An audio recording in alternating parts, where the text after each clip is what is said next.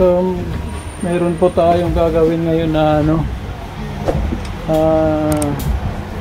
Bluetooth speaker. May power naman siya. At nagsiselect naman tong kanyang ano, digital. Ayan.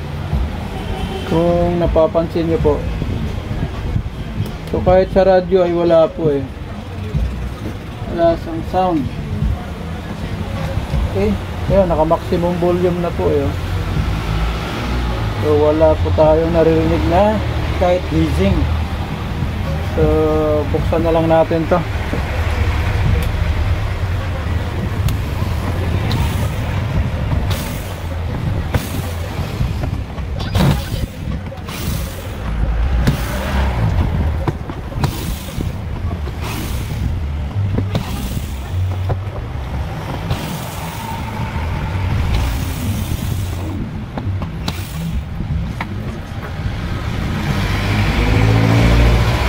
Ito yung loob. At pansin ko bago yung ano, bago yung master volume saka itong isa sa treble. At kita nyo hindi pa naputol yung ano, yung tenga nung variable. No, nakalimutan na putulin. So bago tayo magpatuloy sa ating ano paggagawa nito, ay sukatan muna natin ng supply. Sana'y nakikita nyo yung aking picture, no? Dito. Yan. Power on natin.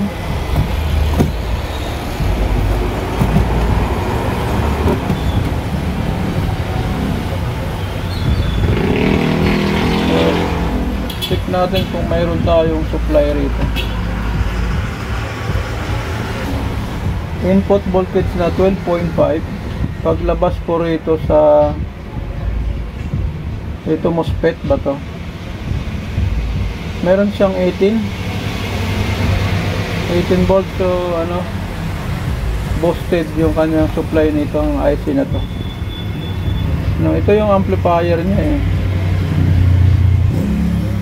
Try natin kung may mga supply rito sa ano na to. So 5 volts, 12 yung input. So ibig sabihin meron tayong supply sa digital or sa mga preamp na yan.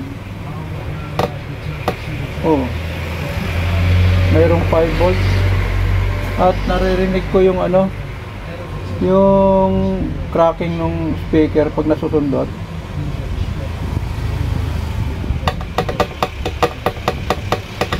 So buo yung ano, buo yung amplifier nito.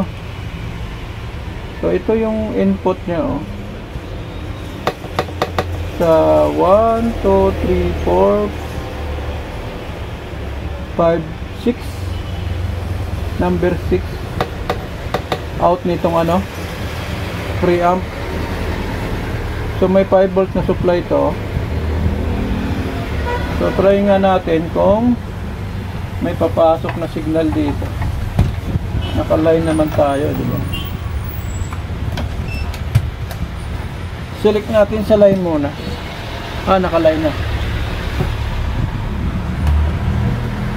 Then hanap tayo ng tugtog.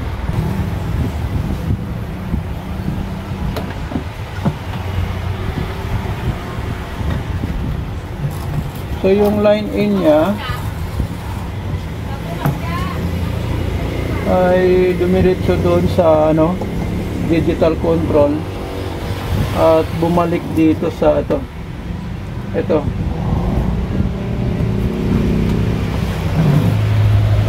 Papunta rito. Itong wire na to. Ito yung nakasulat diyan, line in left and right. So number 3 and 4 mula doon sa baba. 3 and 4 itong red at saka white na to. So magba-bypass muna tayo. Tingnan natin kung may tumagos dito na signal galing doon sa digital board. Magba-bypass lang tayo. So gamit lang tayo nitong ating madalas na improvise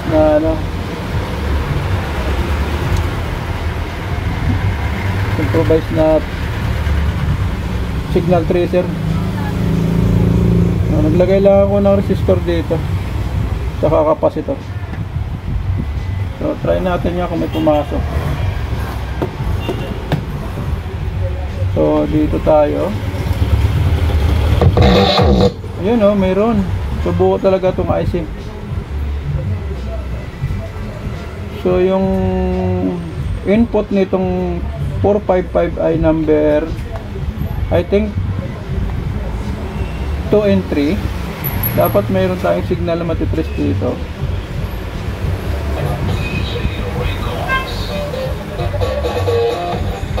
Ayan, mayroon na mahina tapos distorted pa.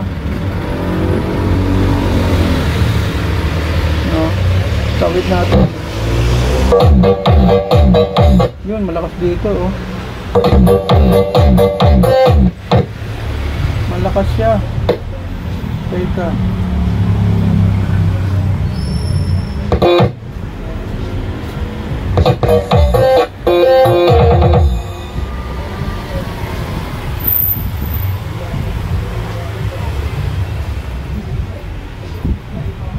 Wala talaga. Try natin yung gitna nito. Gitna nitong volume. Susundutan natin.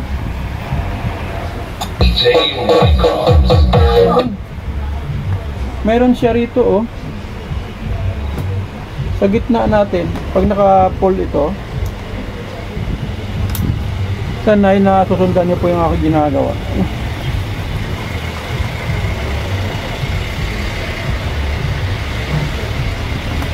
Kapag sinusundot ko rito sa gitna nitong master volume, ito.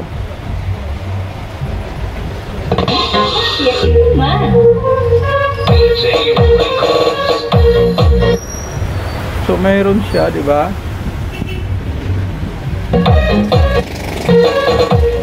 Ayan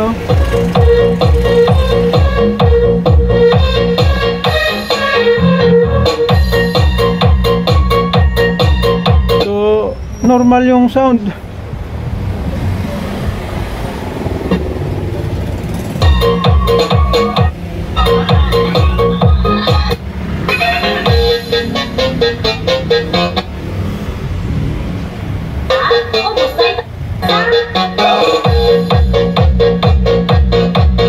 Nako. Siguro ay siguro ay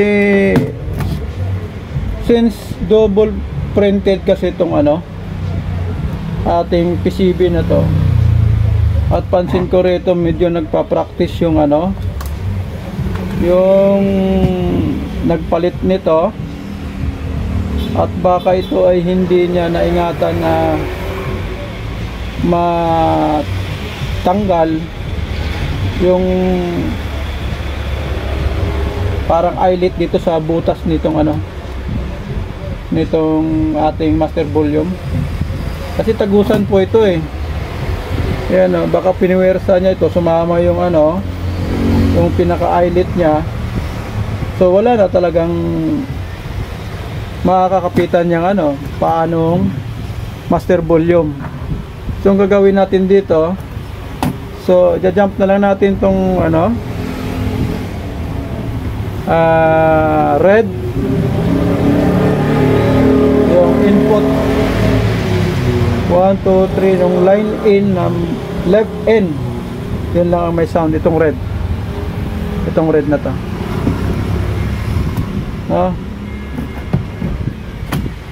so baka nabunot ito so ang gagawin natin dito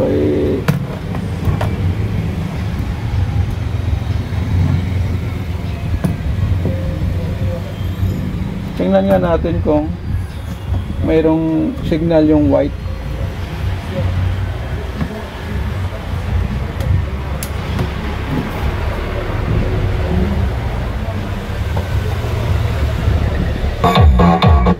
Try natin tong white kung meron.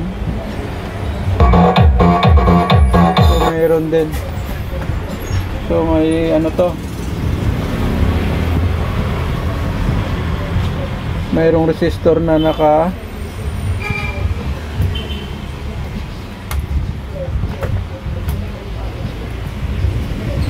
Y siguro ito, kasi mono lang to eh. So tanggalin na lang talaga natin siguro to.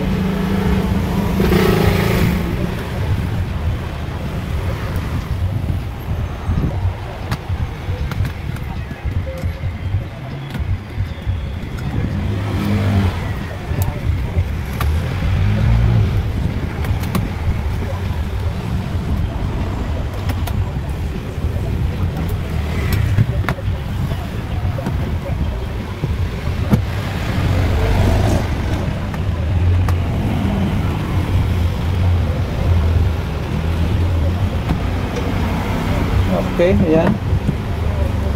So medyo maayos naman yung pagkakahinang. Yun nga lang, nakalimutan niya itong tanggalin. So bunutin muna natin to para makita natin yung sitwasyon ng paa.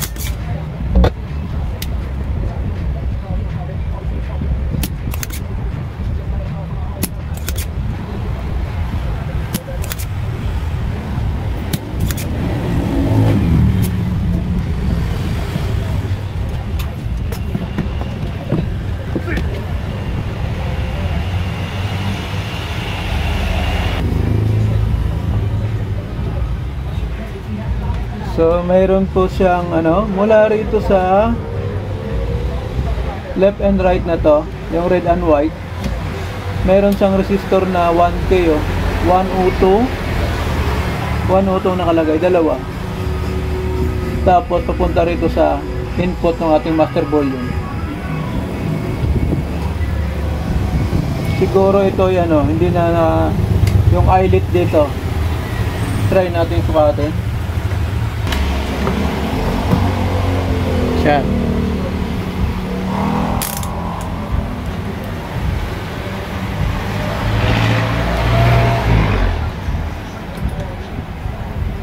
Dapat itong sa baba ay merong connection dito. Wala So ibig sabihin na bunot yung pinaka-eyelet nito sa gitna. Tulad nito, mayroon nito yung parang tubo na kukonekta sa baba at saka sa taas. Ito nabunot pinuwersa siguro to. So solve na yung ating problema. Ang gagawin natin dito ay maglalagay lang tayo ng jumper. Maglalagay lang tayo ng jumper pa baba. Kasi ito blanco ito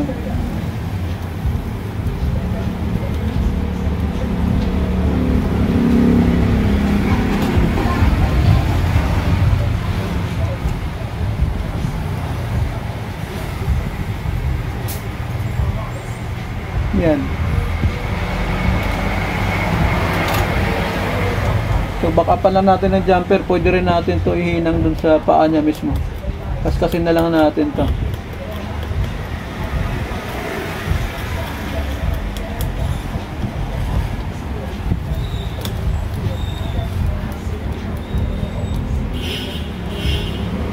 Okay.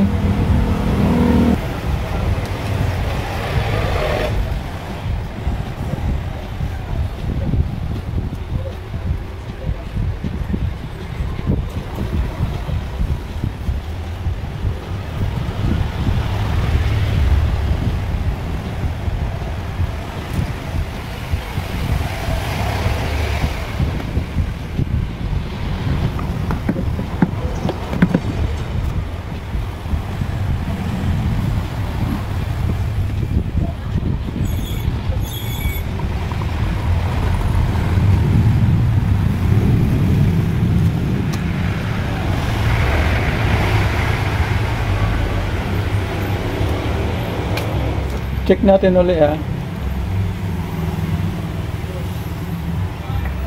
Ayan o, wala silang connection tong ibabaw at saka doon sa baba. So dapat nakakonek po ito. Ayan.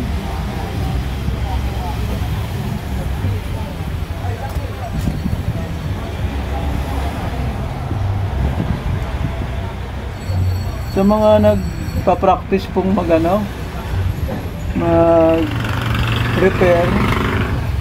pag ganitong klase yung board, gumamit po kayo ng medyo mataas na wattage.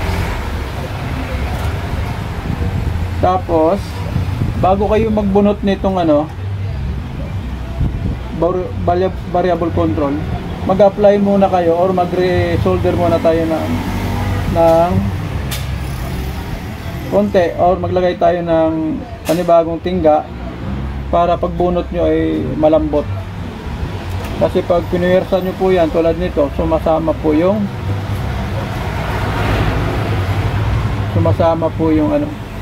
yung eyelet or tube nung ating butas, no? Yan lang po.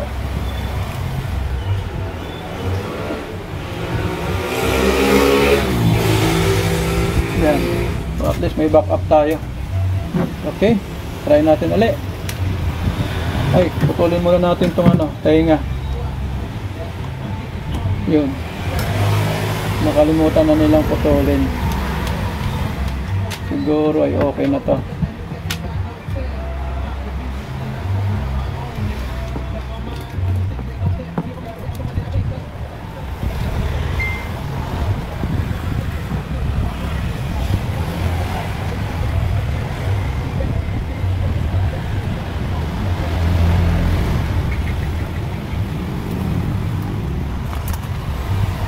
So, gamit tayo nitong socket para mas mabilis natin higpitan.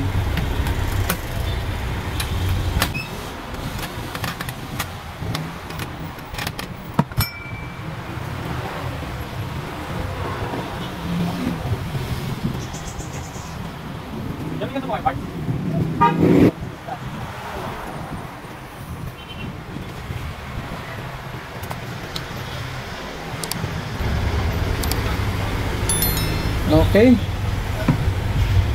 So, tingnan natin. Testing natin to. Ang ating signal. Power on. Volume. Yun. So, diba?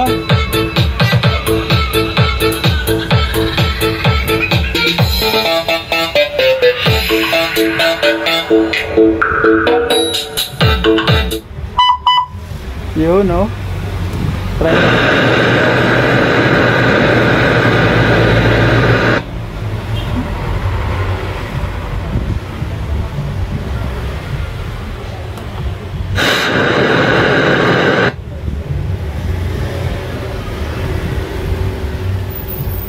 Wala nga lang masagap na stasyon.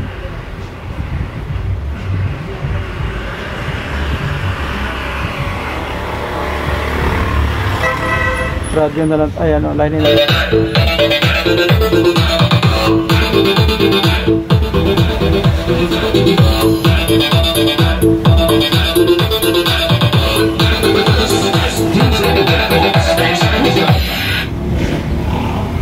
Okay.